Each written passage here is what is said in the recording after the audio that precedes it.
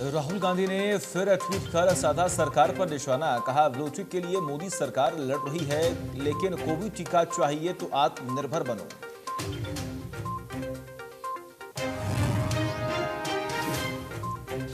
देश में कम हो रहा कोरोना का कहर। 24 घंटे में सामने आए 1,14,416 मामले, 2,681 मरीजों की हुई मौत।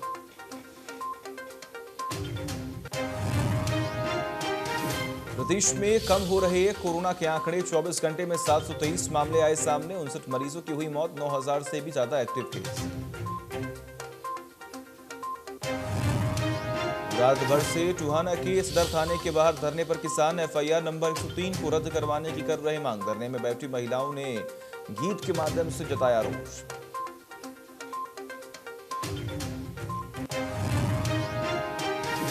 एक दिन की राहत के बाद फिर पेट्रोल और डीजल की कीमतों में बढ़ोतरी। डीजल का रेट 29 पैसे तो पेट्रोल 27 पैसे प्रति लीटर महंगा। दिल्ली में 95 तो मुंबई में पेट्रोल 101 रुपए के पार हुआ।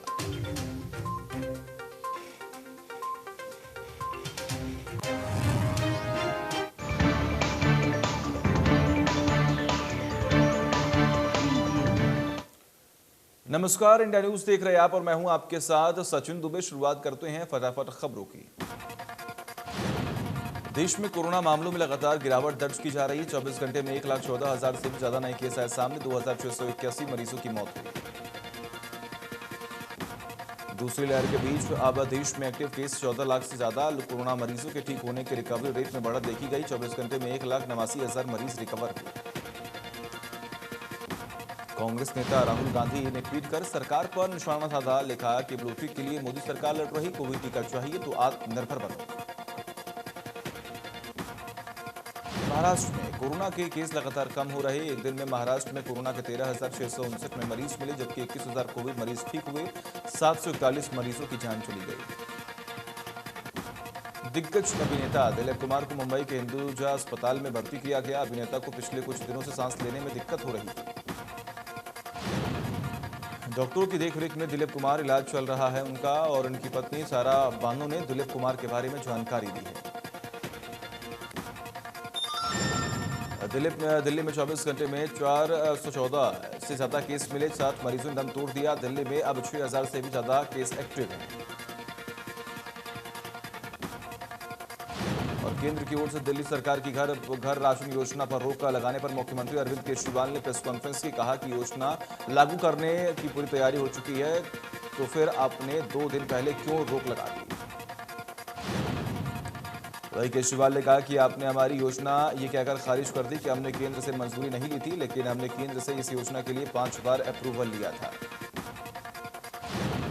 केजरीवाल ने कहा कि प्रधानमंत्री जी, मैं बहुत व्यथित हूं, मुझसे कोई भूल हो जाए तो माफ कर देना। प्रधानमंत्री सर, इस स्कीम के लिए राज्य सरकार सक्षम है और हम केंद्र से कोई विवाद नहीं चाहते। केजरीवाल ने कहा कि आपने कहा कि योजना में मुख्यमंत्री नाम नहीं आ सकता, हमने आपकी बात मानकर नाम हटा दिया। अब ये कहते हुए खारिज कर दी कि हमने केंद्र से अनुमति नहीं ली। केंद्र सरकार से हमने 5 बार अनुमति ली है। केजरीवाल ने कहा कि हमें इस देश में अगर स्मार्टफोन पिज्जा की डिलीवरी हो सकती है तो राशन की क्यों नहीं। आपको राशन माफिया से क्या हमदर्दी है। प्रधानमंत्री सर, उन गरीबों की कौन सुनेगा। प्रदेश में कोरोना के 723 नए केस आए सामने। 24 घंटे में 59 लोगों की जान चली गई। रिकवरी रेट 97.42% पहुंचा है। हरियाणा के अंबाला में कोरोना से बचाव की दवा बनाने जा रही है फेविपिरावीर नाम की दवा के भारत में इस्तेमाल को अब केंद्रीय स्वास्थ्य विभाग ने मंजूरी दे दी है। स्वास्थ्य मंत्री अनिल विज ने दवा निर्माता कंपनी मैकनील एंड आर्गस में पहुंचकर दवा संबंधित जानकारी ली और दवा की पहली खेप रवाना की। इस मौके पर स्वास्थ्य मंत्री अनिल विज ने कहा कि यह दवा कोरोना के खिलाफ जंग में बड़ा हथियार साबित होगा और यह हरियाणा के साथ साथ अंबाला के लिए भी गर्व की बात है।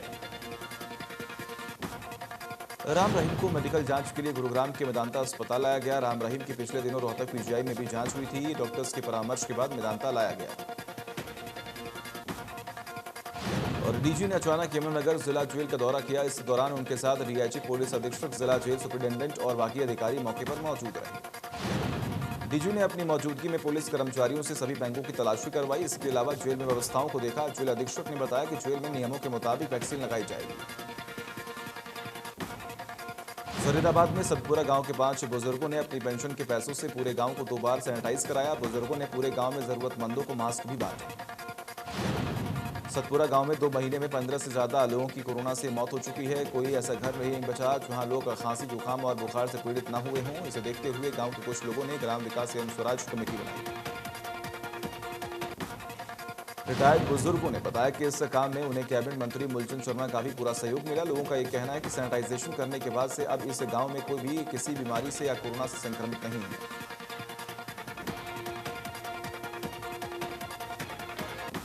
किसानों की गिरफ्तारी को लेकर टोहाना में किसान मोर्चा के नेताओं ने पूरी रात धरना दिया। इस दौरान महिलाओं ने गीत गाकर सरकार और प्रशासन को जमकर कोसा। रात भर चले धरने में खाने की सप्लाई के लिए आसपास के गांव के लोग सदर थाना पहुंचे तथा सदर थाना में लंगर की व्यवस्था भी देखी गई। और वही भारतीय किसान यूनियन के प्रदेश अध्यक्ष ने कहा कि जब तक प्रशासन गिरफ्तार किसानों को रिहा नहीं कर देता तब तक उनका धरना जारी रहेगा। धरने में आसपास के क्षेत्र से भारी संख्या में किसान पहुंच रहे हैं। विधायक देवेंद्र बबली ने वीडियो जारी कर कहा कि जिन्होंने 1 जून को जो मेरे साथ जो हुआ वो जिन लोगों ने किया उसके लिए मैं उन लोगों को माफ करता हूं। मेरे मुंह से जो शब्द निकले मैं उस पर खेद प्रकट करता हूं। विधायक देवेंद्र बबली के माफी मांगने वाले राकेश टिकैत ने कहा कि ठीक है, माफी मांग ली है। देवेंद्र बबली ने अपने बयान पर खेद व्यक्त किया।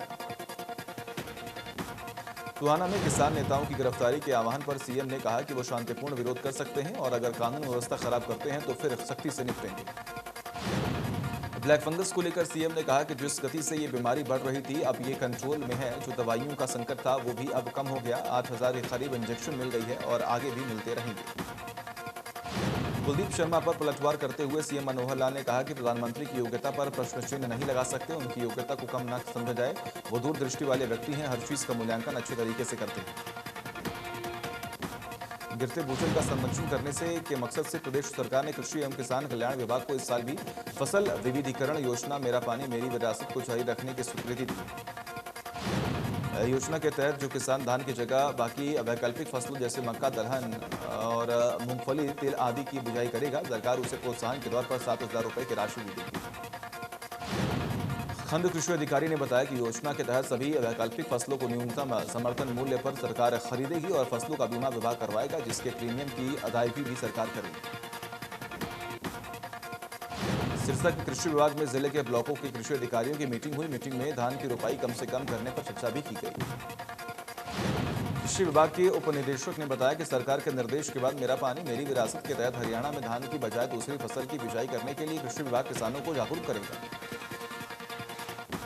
इलाहाबाद में राजस्थान की सीमा से सटे गांवों में पानी की समस्या से ग्रामीण जूझ रहे हैं। पीने के पानी और सिंचाई पानी की समस्या को लेकर किसानों का धरना 7वें दिन भी जारी रहा। किसानों ने नहर में मिट्टी डालकर नहर बंद करने का ऐलान किया था। विभाग ने केएसटीयू ने उन्हें समझाने की कोशिश की, लेकिन किसान जिद पर अड़े रहे। स्वास्थ्य मंत्री अनिल विज ने चंडीगढ़ में चिकित्सा शिक्षा एवं अनुसंधान और स्वास्थ्य विभाग के वरिष्ठ अधिकारियों के साथ बैठक। कहा कि प्रदेश के अस्पतालों में स्वास्थ्य सुविधाओं को WHO के मानकों के मुताबिक तैयार किया जाएगा। अनिल विज ने कहा कि प्रदेश के 30 या ज्यादा बिस्तरों वाले अस्पतालों और मेडिकल कॉलेजों में PSA ऑक्सीजन प्लांट लगाए जाएंगे ताकि जरूरत पड़ने पर ऑक्सीजन की कमी ना रहे। स्वास्थ्य मंत्री ने कहा कि ये उपचार का विस्तार राज्य के प्राथमिक स्वास्थ्य केंद्रों तक किया जाए, जिसके डिजिटल डैशबोर्ड से सभी अस्पतालों की जानकारी मिल सकेगी। मरीजों की सुविधा के लिए अस्पतालों में कैटरिंग की सुविधा भी दिलवाई जाएगी। अनिल विज ने कहा कि ई-संजीवनी उपचार की सुविधा 24 घंटे उपलब्ध करवाई जाएगी। 100 से ज्यादा बिस्तरों वाले अस्पतालों में टेस्टिंग लैब को अपग्रेड किया जाएगा।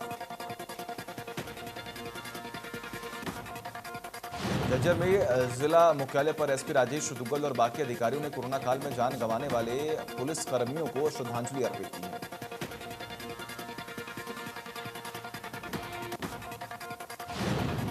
और वही विभाग की तरफ से एसपी राजेश दुग्गल ने वहां मौजूद पुलिसकर्मियों और उनके परिवारों को मास्क और सैनिटाइजर बांटे। एसपी ने कहा कि सभी पुलिसकर्मियों को ड्यूटी के साथ साथ अपने बचाव का भी ध्यान रखना है।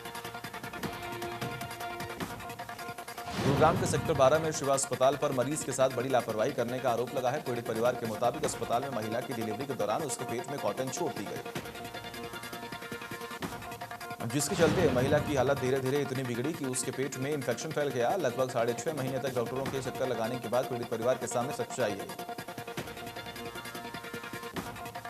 पलवल में साइबर ठगों ने अलग अलग थाना क्षेत्र के अंतर्गत 19 लोगों के बैंक खातों से 9,82,440 रुपए निकाल लिए। पीड़ितों में 5 महिलाएं भी शामिल हैं। वही डीएसपी ने कहा कि पीड़ितों की शिकायत पर थानों में मामले दर्ज कर लिए गए और मामलों की जांच की जा रही है। जल्द ही आरोपियों को गिरफ्तार कर लिया जाएगा। झज्जर के गांव चांदोल के युवक को चोरी से मछली खाने का शौक महंगा पड़ा। इसकी कीमत उसे जान देकर चुकानी पड़ी। आरोप है कि युवक और उसके साथी पर आधा दर्जन लाठी डंडों से लैस लोगों ने हमला कर दिया। युवक का साथी तो मौका देखकर भाग निकला, लेकिन युवक को पीट कर उन्होंने अधमरा कर दिया। रोहतक के बोहर गांव के पास मस्तनाथ नगर में महिला की बेरहमी से घर में तेज धार हथियार से हत्या कर दी गई। पुलिस ने मौके पर पहुंचकर जांच शुरू की। प्रॉपर्टी विवाद के चलते मृतका के पति की पहली पत्नी के बेटे पर हत्या का आरोप है। पुलिस का दावा है कि जल्द आरोपी को गिरफ्तार कर लिया जाएगा। कुरुक्षेत्र में पानीपत से चंडीगढ़ के बीच नेशनल हाईवे पर कई जगह स्पीडोमीटर कैमरे लगाए गए। ओवर स्पीड बिना बैल के गाड़ी चलाने पर लोगों के घर चालान भेजा जाएगा। रेवाड़ी में लापरवाह कार चालक ने ट्रांसफार्मर में टक्कर मार दी, जिस वजह से ट्रांसफार्मर जिस पिलर लगा वो टूट गया और ट्रांसफार्मर नीचे आ गिरा। हादसा इतना खतरनाक था कि कुछ ही दूरी पर लगा पिलर भी सामने की दुकान पर जा गिरा, जिस वजह से दुकानदार का काफी नुकसान हो गया। हादसे के बाद कई घंटों तक बिजली गुल रही। पंचकुला में सांसदों और विधायकों के आवास का घेराव करने जा रहे किसानों की पुलिस के साथ झड़प हो गई। प्रदर्शनकारियों पर पुलिस ने लाठीचार्ज किया है। पुलिस ने माजरी चौक पर बैरिकेडिंग कर किसानों को रोका है। बैरिकेडिंग तोड़कर जब किसान आगे बढ़े तो पुलिस ने हल्के बल का इस्तेमाल किया। कुरुक्षेत्र में किसानों ने संपूर्ण क्रांति दिवस मनाया और तीनों कृषि कानूनों की प्रतियां जलाईं। कहा कि जब तक कृषि कानून रद्द नहीं होंगे तब तक उनका आंदोलन जारी रहेगा। नारनौंद में जेजेपी विधायक रामकुमार गौतम के आवास का किसानों ने घेराव किया और तीनों कृषि कानूनों की प्रतियां जलाई। सोना में राशन नहीं देने पर डिपो होल्डर के खिलाफ महिलाओं ने जमकर विरोध किया। महिलाओं ने डिपो होल्डर पर आरोप लगाया कि वो राशन नहीं देता और उन्हें धमकाकर भगा देता है। महिलाओं का ये कहना है कि डिपो होल्डर का रवैया मनमानीपूर्ण है, जो कभी भी गरीबों को पूरा राशन नहीं बांटता और न ही कभी रसीद उपभोक्ताओं को देता है। करनाल में किसानों ने सरकार का पुतला फूंक कर रोष जताया और शव यात्रा निकाली। किसानों ने 3 कृषि कानूनों की प्रतियां भी जलाई हैं। बिरला से विधायक और हरियाणा वेयरहाउस के चेयरमैन नयनपाल रावत ने कहा है कि बीमारियों से बचने के लिए हमें ज्यादा से ज्यादा पौधे लगाने चाहिए और उनकी देखभाल करनी चाहिए। कैबिनेट मंत्री रणजीत सिंह चौटाला ने पर्यावरण दिवस पर बरनाला रोड पर स्थित आवास पर पौधारोपण किया। उन्होंने कहा कि जिस दौर से हम गुजर रहे हैं उसमें शुद्ध ऑक्सीजन की जरूरत है, इसलिए लोगों को ज्यादा से ज्यादा पौधारोपण करना चाहिए। करनाल एनडीआरआई चौक के पास 30 रफ्तार 2 कारों में जोरदार टक्कर हो गई। कार चालक को फंसे हुए आसपास के लोगों ने निकाला और एम्बुलेंस से अस्पताल पहुंचाया। अम्बालावासियों पर जब भी संकट आया, पूर्व केंद्रीय मंत्री विनोद शर्मा और मेयर शक्ति रानी शर्मा लोगों के साथ खड़े हुए दिखाई दिए। मुश्किल घड़ी में हमेशा पूर्व केंद्रीय मंत्री विनोद शर्मा ने लोगों की मदद की है। अम्बाला में शहर और ग्रामीण इलाकों में लगातार पूर्व केंद्रीय मंत्री ने सैनिटाइज करवाया ताकि कोरोना संक्रमण को फैलने से रोका जा सके। साथ ही लोगों को हैंड सैनिटाइजर, मास्क और कोरोना किट भी बांटी गई ताकि अम्बालावासी सुरक्षित रहें। पूर्व केंद्रीय मंत्री विनोद शर्मा की इस पहल से अम्बालावासी उनका धन्यवाद भी कर रहे हैं। और मिल्खा सिंह की बेटी ने जानकारी देते हुए बताया कि उनकी हालत स्थिर है। डॉक्टर्स के मुताबिक ऑक्सीजन सपोर्ट पर हैं मिल्खा सिंह। कोविड अस्पताल के आईसीयू वार्ड में भर्ती हैं मिल्खा। सोनीपत की पुलिस ने 5 व्यक्तियों सहित एक महिला को गिरफ्तार किया। बुजुर्ग के सिर में कुल्हाड़ी मारकर बेरहमी से हत्या के आरोप में हुई है गिरफ्तारी। 3 जून की देर शाम को दिया गया था वारदात को अंजाम। गांव कालूपुर में आंधी में उपले उड़कर घर में गिरने के बाद हुई थी कहासुनी।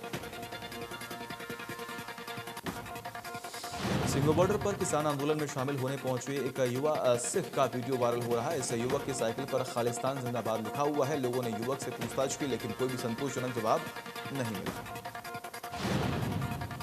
इस बारे में आंदोलन में शामिल बुजुर्ग से बात की गई तो पहले तो उन्होंने युवक को अपना साथी बताया, लेकिन जब युवक के खालिस्तान समर्थक होने की बात कही गई तो उन्होंने उसे अपना पल्ला झाड़ लिया।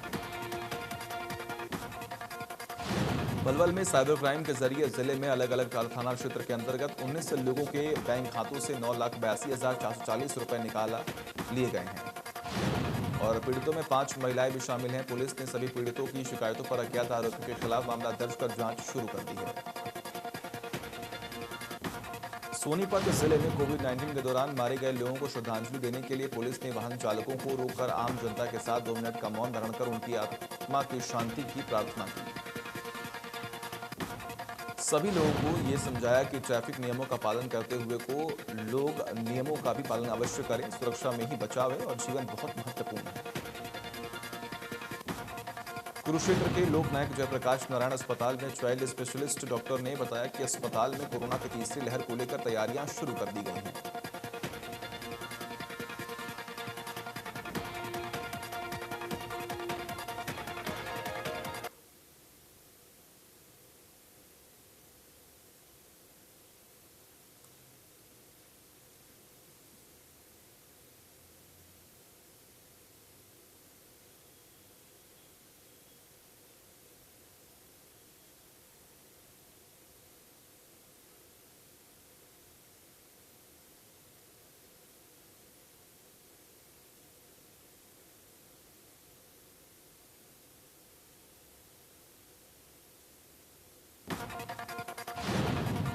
और पंचकूला के गांव बिल्ला में बिजली कनेक्शन के लिए जा रहे एक कर्मचारी से आंखों पर लाल मिर्च डालकर 2,34,000 की लूट करने के मामले में एक आरोपी को गिरफ्तार कर लिया गया।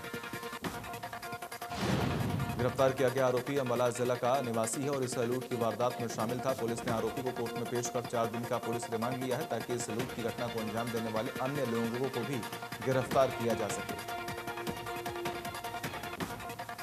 सोनीपत में वीएसपी रविंद्र सिंह के नेतृत्व में CIA 1 ने डबल मर्डर के हत्यारोपी और 50,000 के इनामी बदमाश समेत उसके साथी को गिरफ्तार कर लिया है। दोनों आरोपियों को कोर्ट में पेश कर रिमांड पर लेकर पूछताछ की जाएगी। फिलहाल पूरे मामले में पुलिस इन्वेस्टिगेशन कर रही है। रूस के राष्ट्रपति व्लादिमीर पुतिन ने भारत के प्रधानमंत्री नरेंद्र मोदी और चीन के राष्ट्रपति शी जिनपिंग की सराहना की है। पुतिन ने कहा कि ये दोनों नेता आपसी मसलों को सुलझाने में सक्षम है और इनके बीच किसी तीसरे को हस्तक्षेप करने की जरूरत नहीं है।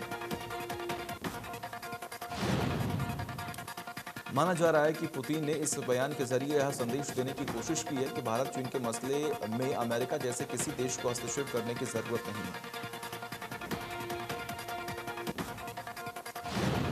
दुनिया भर में जारी कोरोना संक्रमण की कहर के बीच वैक्सीन पासपोर्ट को लेकर भारत ने इसका कड़ा विरोध किया। G7 देशों के स्वास्थ्य मंत्रियों के साथ हुई बैठक में केंद्रीय स्वास्थ्य मंत्री डॉक्टर हर्षवर्धन ने वैक्सीन पासपोर्ट का विरोध किया। उन्होंने कहा, आबादी के हिसाब से वैक्सीन कवरेज अभी विकसित देशों की तुलना में विकासशील देशों में कम है। इस तरह की पहल बहुत ज्यादा भेदभावपूर्ण साबित हो सकती है। रोहतक की जनता कॉलोनी में टीचर ने घर के बाथरूम से रस्सी से फंदा लगाकर आत्महत्या कर ली है। मामले की सूचना पर शिवाजी कॉलोनी पुलिस मौके पर पहुंची और 5 जांच पड़ताल शुरू की है। पुलिस का ये कहना है कि मृतका के मायके पक्ष के लोगों ने ससुराल पक्ष के लोगों पर दहेज के लिए तंग करने का आरोप लगाया। 7 लोगों के खिलाफ केस दर्ज कर लिया गया, जांच की जा रही है।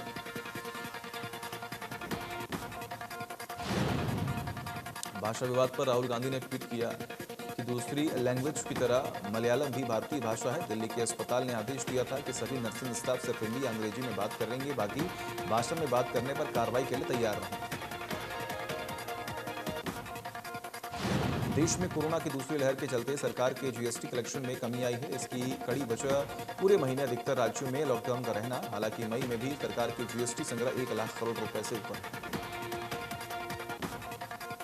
सरकार का ग्रॉस GST संग्रह मई 2021 में 1,02,709 करोड़ रुपए रहा। इसमें केंद्रीय GST की हिस्सेदारी 17,592 करोड़ रुपए, राज्यों का GST संग्रह 22,653 करोड़ रुपए है और इंटीग्रेटेड GST संग्रह 53,199 करोड़ रुपए है। सरकार के इंटीग्रेटेड GST कलेक्शन में आयात पर लगने वाले GST से कमाई 26,002 करोड़ रुपए नहीं रही, बल्कि सरकार ने कोविड-19 से जुड़ी विभिन्न राहत सामग्रियों पर इस अवधि में IGST से छूट प्रदान की है। ब्लूटिक प्रकरण के बीच भारत सरकार ने नए IT नियमों के अनुपालन के लिए ट्विटर को नोटिस भेज दिया है। इस नोटिस में सरकार ने ट्विटर को 2 टूक कहा कि वो 26 मई से सोशल मीडिया के लिए लागू की गई शर्तों का तुरंत पालन करे। रोहतक में शराब की बोतल सिर में मारकर पूर्व सैनिक की हत्या कर दी गई। होटल के कैमरे में बेड के नीचे पूर्व सैनिक का शव मिला। मृतक महम का रहने वाला है। बिजली विभाग में क्लर्क के पद पर कार्यरत था और अपने दोस्त के साथ होटल में रुका हुआ था। मृतक के दस्ते पर ही हत्या का शक जताया जा रहा है। आरोपी ने होटल से बाहर जाकर होटल मालिक को फोन कर झगड़ा होने की जानकारी दी। पुलिस मामले की जांच में जुटी हुई है। एक दिन की राहत के बाद फिर पेट्रोल और डीजल के दामों में बढ़ोतरी हुई। डीजल का रेट 29 पैसे तो वहीं पेट्रोल की कीमत 27 पैसे प्रति लीटर महंगा हुआ। दिल्ली में पेट्रोल 95 रुपए प्रति लीटर जबकि डीजल 85 रुपए 95 पैसे प्रति लीटर और वहीं मुंबई में पेट्रोल की कीमत 101 रुपए के पार हो गई।